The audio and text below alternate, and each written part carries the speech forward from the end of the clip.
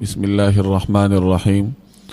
حضرت ابو ہریرہ رضی اللہ تعالی عنہ سے روایت ہے کہ نبی کریم صلی اللہ علیہ وسلم نے ارشاد فرمایا کہ جب تم لوگ کسی مجلس میں جاؤ تو اگر وہاں بیٹھنا پسند کرو تو سلام کر کے بیٹھ جایا کرو، اور پھر جب اٹھنا ہو تو اٹھتے وقت دوبارہ سلام کر لیا کرو، اور یہ دونوں سلام ضروری ہیں۔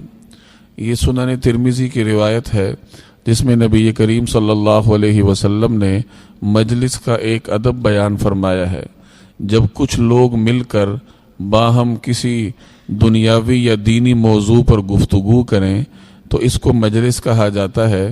روزمرہ کی زندگی میں انسان کو مختلف مجالس میں جانا پڑتا ہے۔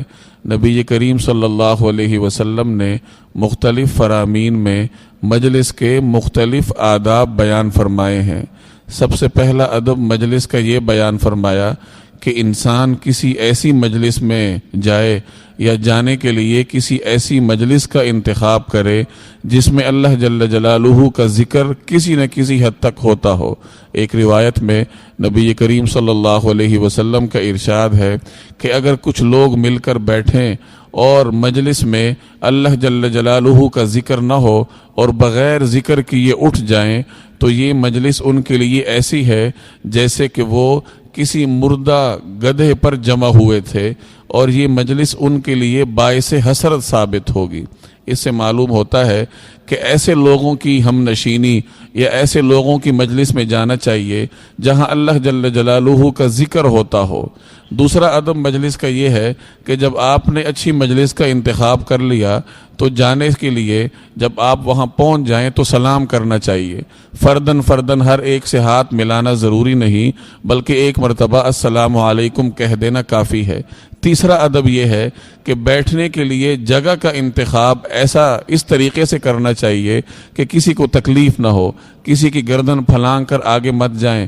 اسی طریقے سے اگر کوئی آدمی اٹھ کر گیا ہو تو اس کی جگہ پر نہیں بیٹھنا چاہیے، اور دو لوگوں کے درمیان بیٹھنے کے لیے ان دونوں کی اجازت لینا مناسب ہے۔